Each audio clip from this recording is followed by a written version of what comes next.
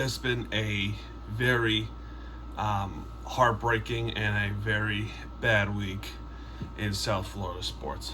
And when I mean very bad, I mean very bad. It started off ugly and it ended in a heartbreak. So, let's see what happens. Truth be told, I did not want to do this recap this week. I wanted to take this week off, but I have an obligation and I have a passion, and I'm going to continue that passion. But yesterday I did not do it because I was, you could understand I was grieving a little bit, and I was going for a Memorial Day barbecue, which was a very good idea, sarcastically saying. So I did not watch the Marlins game yesterday. So, I'll still talk about that when I watch the highlights next week. So, anything that happened yesterday, which is the only Marlin game out there, I'll talk about that next week. But furthermore, yeah, that's all I have to say. So I hope you guys understand why I took the day off yesterday. But anyway, so let's talk about this. So where do we start? We're gonna start off with the Florida Panthers, who were eliminated last Monday. So I already talked. So this might be a shorter video than like the average, like 50 minutes or anything. So I'm not gonna take much of your time in this because I know we gotta like dwell. Well, not dwell, but we gotta grieve a little bit. So I'll do this real quick. So Florida Panthers versus Tampa Bay Lightning. We already know. We just knew it was gonna happen, right? So who scored? Pat Maroon to make it 1-0, and Andre Palat at the empty net goal. 2-0 Lightning, and that was our first shutout loss of the season. And it's just so convenient that we got swept and we got a shutout loss, first one in the season against Tampa. This was a terrible series, probably one of the worst series we've ever had since the 1996 Stanley Cup, when we also got swept in that series. And we got swept by the defending champs, who are now on their way to the Eastern Conference Finals. So, yesterday we learned that they're going to play against the Rangers, who is my local team. So, talk about the convenience and, karma, right? Like, I feel like I'm getting the biggest karma in the world. So, we got swept by the Lightning. And the same day, we got crushed by the Boston Celtics. So, not a good day. Let's talk about baseball.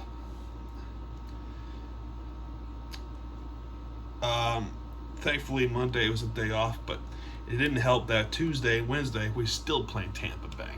We're playing against the Rays. And in St. Petersburg, guess what?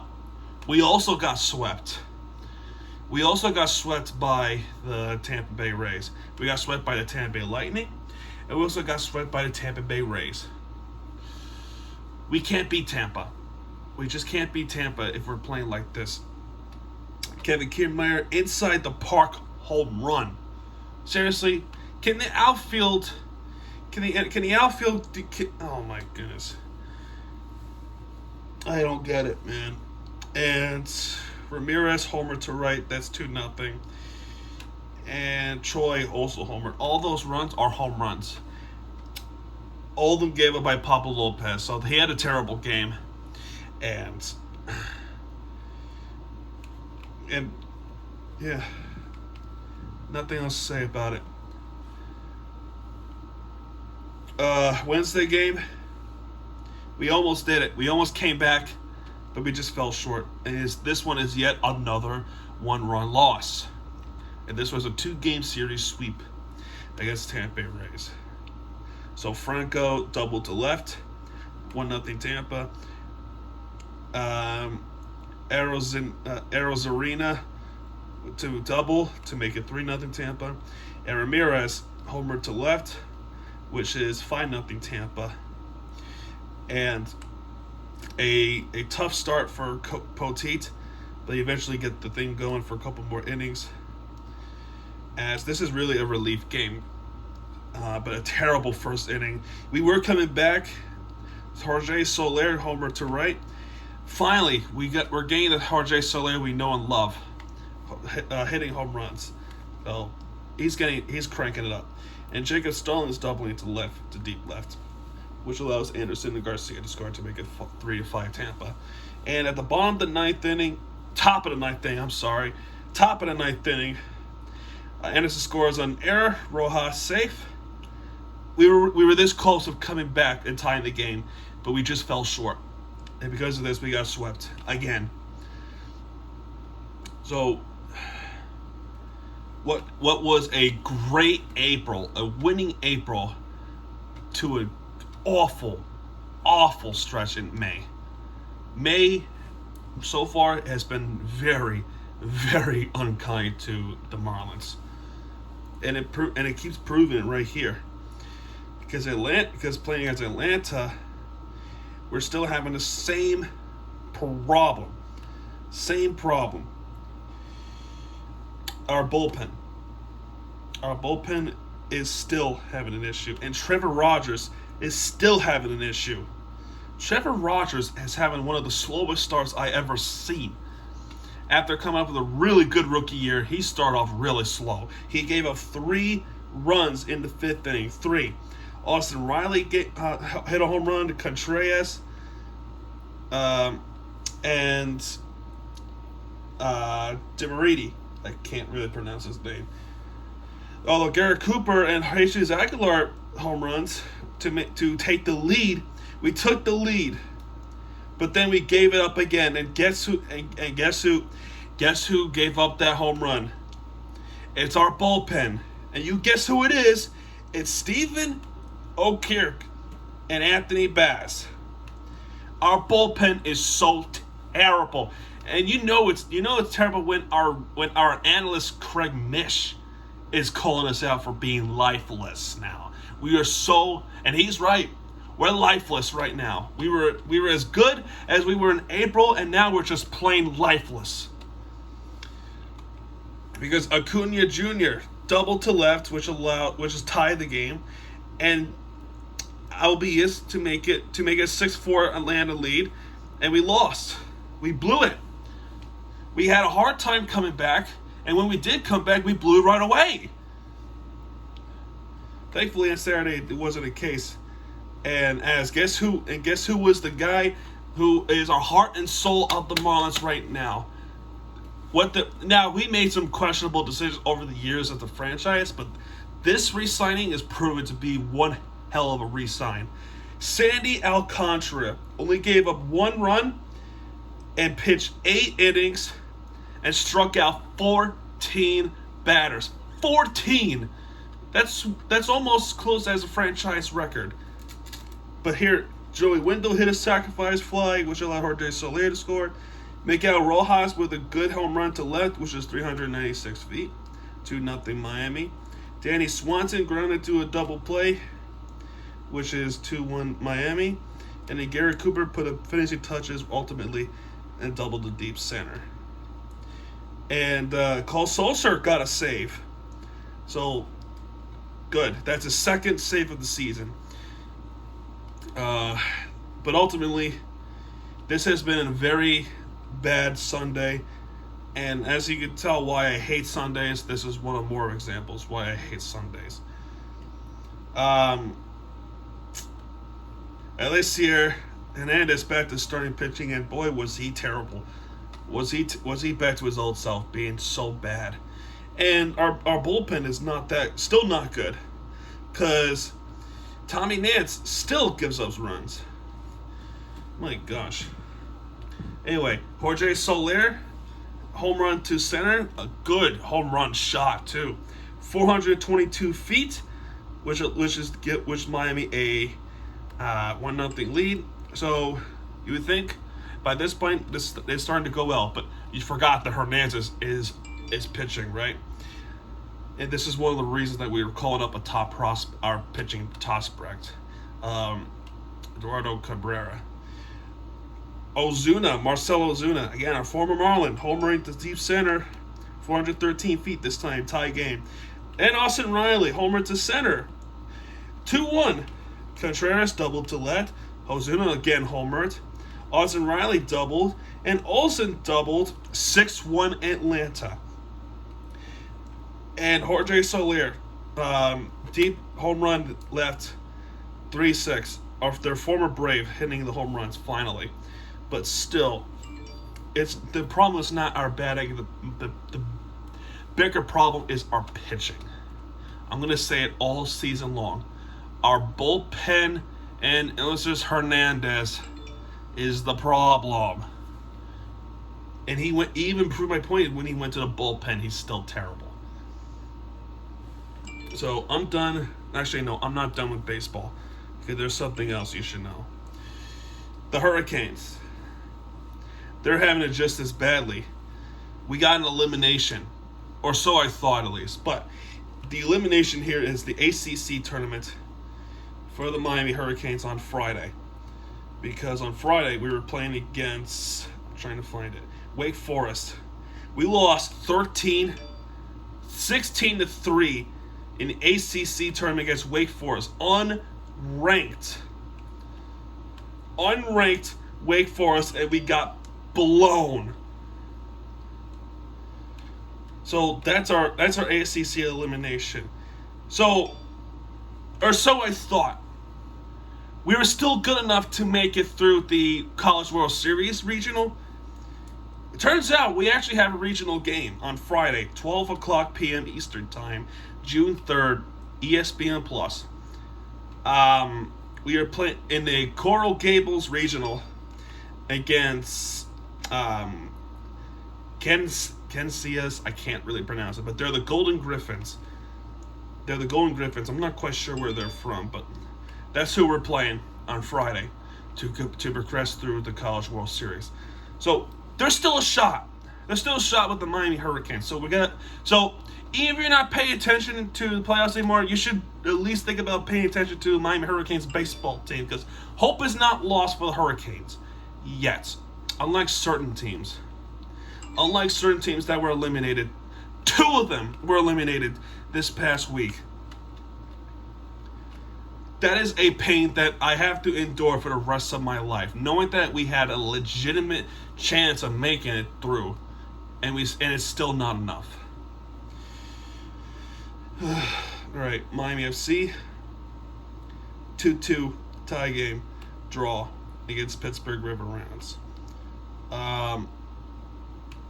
So Junior Palacios to make it 1-0, Russell Cerrone to make it 1-1 tie game, and Antonio Reed in stoppage time, 2-1 Miami, and Alex Dixon to draw for Pittsburgh. So the next game is this Saturday. So it's one of the few teams over the summer that we're going to talk about: the Miami FC, Inter Miami, and the Marlins. Unfortunately, with the Marlins, if they keep playing this way, but Inter Miami, maybe there's some hope. Maybe there's some hope after all. Let me get to Major League Soccer. So, what was an ugly start of the season to seventh place in the Eastern Conference. We actually had a U.S. Open Cup game, and yeah, we lost. The same day, right? Same day Miami Heat lost to the Boston Celtics. The same day that Miami Marlins lost to Tampa Bay Rays is also the same day that Inter Miami lost to Orlando. So all the Miami teams playing 2 different Florida cities on the same day, we lost, making us look very weak in the Florida cities. Miami, one of the largest cities in Florida, as population keeps growing there, largest populated city in Florida, very weak. Very, very weak as the rest of the cities, rest of the states. Yes, I know what you're going to say, Jacksonville is the largest city by metro, but for Miami, it's the biggest populated area in Florida. And we still couldn't beat Orlando. We still can't beat Tampa. We haven't beaten Tampa in like weeks, months now. We lost 1-1 in the 4-2 on penalties. So we got a first time on the penalties, but who scores first? Jane Mota to take the lead for Inter Miami, but then 3 minutes later, Orlando equalized, and I knew it right off the bat it was over because knowing the game like that, when we gave up an equalizer, you bet we're gonna give up the game too, and it just happens to be on penalties and extra time. We were so close in the rest of the game. We had one shot of actually winning the game in stoppage time, but of course it went wide, and we were actually very close to winning it and advancing through, and we would have played someone like Nashville.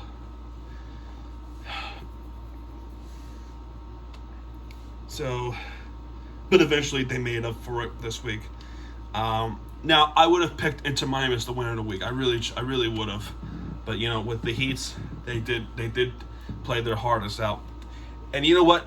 I could say the same thing with Inter Miami. They did play their hardest out. Because guess who we played against? A very, very weak, what was a Western Conference champions last season. I'm sure you already know the video from Hammerbro TV's channel. You guessed it. It's Portland Timbers. We played against a Western Conference champion on the west side. Came over to Miami. We beat them 2-1. And who scored? You guessed it. Now it's our heart and soul who recently got called up. Leonardo Campana again scores another goal for Inter Miami with their nice little kits. They said it's blue, but it's really white. And then Robert Taylor, who turned out to be a very good draft pick in the Super Draft, scores again to make it 2-0. And a little later, eventually they would break the score, so no clean sheet. Bill Tulioma to score for Portland Timbers.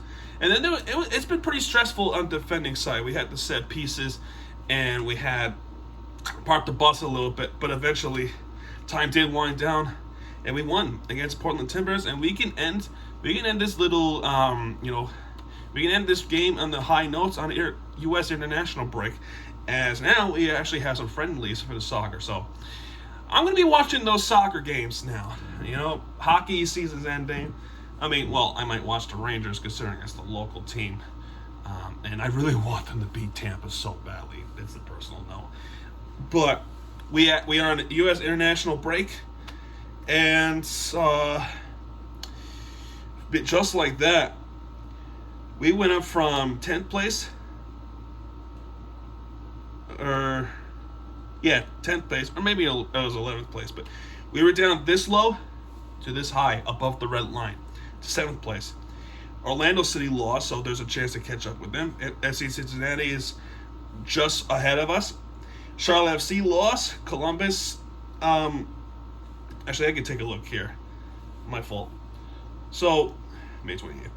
Chicago lost, which allows Toronto to go up a little bit, but Philadelphia tied, as well as New England drew.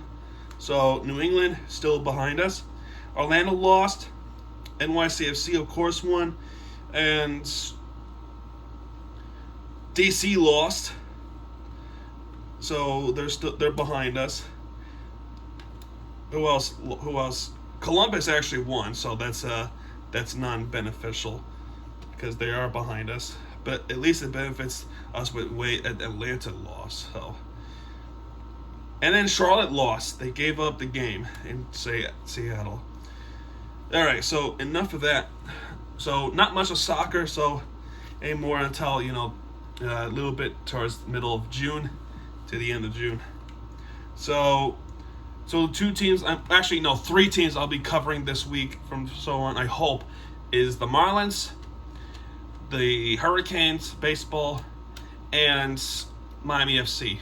So you're not going to see this shirt for the rest until at least October, November, because we got eliminated. And this is the last thing I'll talk about this week. And I'm going to make this very quickly because I don't want to talk about it anymore. In Game 4, we got destroyed. Plain and simple. 82-102. We just had nothing to show for it in Game 4. PJ Tucker was 0 points. Jimmy Butler with 6 points, Bam Adebayo with 9 points, Kyle Lowry with 3 points, and Max Strus with 0 points. Our heart and soul was Victor Oladipo, but that's off the bench. We had nothing to show for. And when we did have something to show for, we didn't have much help. This was potentially a dagger. In Game 5, once again, in the second half, we gave it all up. We just gave it all up. If we would have won this game, we probably would have won it all in Game 6. But no, we gave up in third quarter. We gave up. There was nothing. PJ Tucker with 7 points, Jimmy Butler with 13 points, Bam Adebayo with 18 points, Kyle Lowry with unbelievably slow comeback, 0 points, with just 1 rebound. That's it. 1 rebound and 3 turnovers. Max Strus with 4 points. This was not a good game at all. Third quarter, horrible. Friday, there was some hope after all, because in Game 6, it's Jimmy Butler putting in everything he got. So, PJ Tucker with 11 points, Jimmy Butler with a whopping 47 points. Bam Adebayo with 6 points, Kyle Lowry with 18 points, Max Strus with 18 points. Jimmy Butler, everything he got. Hot hands, doing it all against the Boston Celtics, leading the game, the majority of the game. There was a couple of times where we gave up the lead, but we got it back. And it's all thanks to Jimmy Butler this one. But I will say this too. I'm going to be this argument for the offseason. Jimmy Butler can't do it all. He's not a superhuman.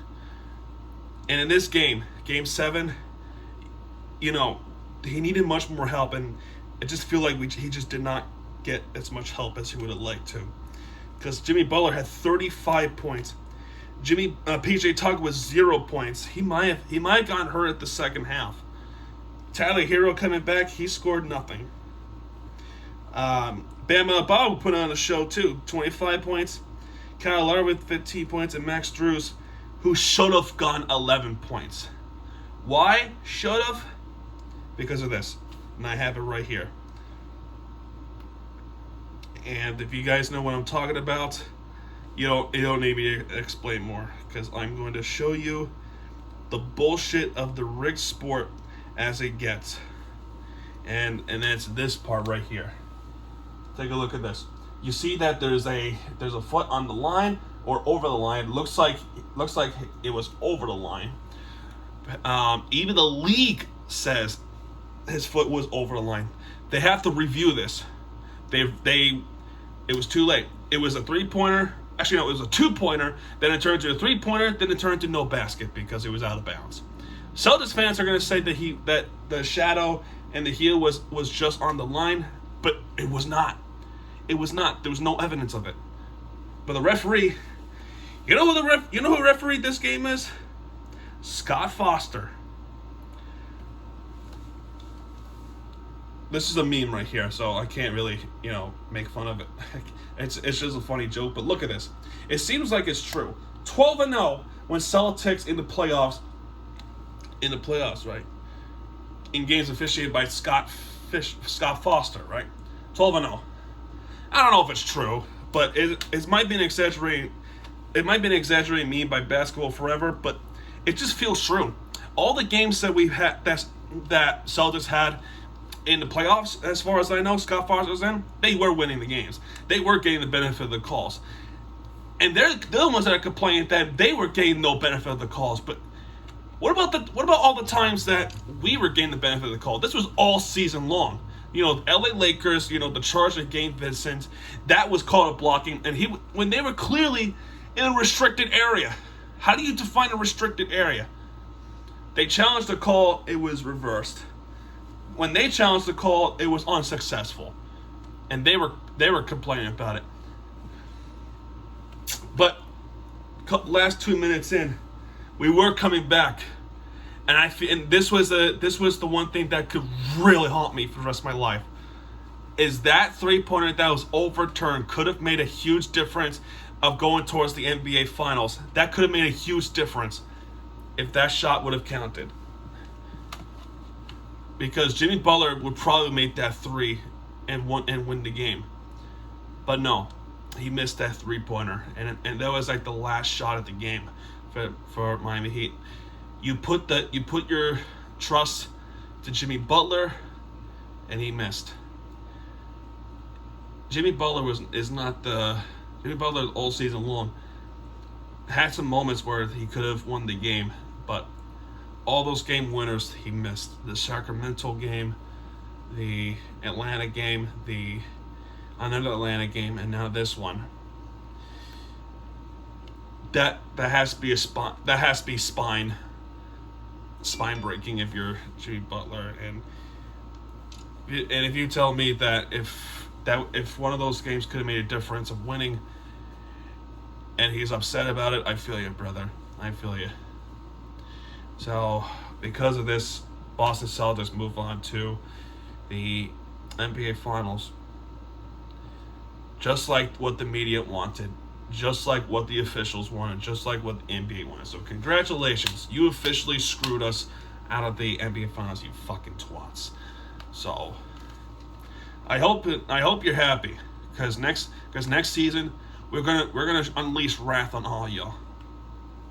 We're not gonna be as nice as we were this season, because we know your shit. We're gonna deal with your shit, and we're gonna work around your shit. And there's not a damn thing you guys can do about it, because we are going to go back to the playoffs next season, and we will win the NBA Finals, as well as the Florida Panthers going to win the Stanley Cup. Mark my words. You heard it from here first, Stephen A. You heard it here first, Scott Foster. You heard it here first, Adam Silver. Take my words, mark them. Anyway, that's going to do it for this recap. Sorry this was a short one. I just did not want to talk much about it. So, Florida Panthers eliminated. Miami Heat eliminated. So now all summer long, until football season starts, we have the Marlins, we have Inter Miami. Even if you're not a soccer fan, just know you have something to watch. And maybe something to root for. So, anyway, folks, that's going to do this video, folks. If you like this video, hit that like button, subscribe for more content. By the way, gaming is coming soon. I'm pretty excited for the gaming stuff happening for Miami TVG. Miami TVG has you back, and when he does, he'll be right there with you for the entertainment you deserve. Miami TVG signing out, folks. Good night, everybody.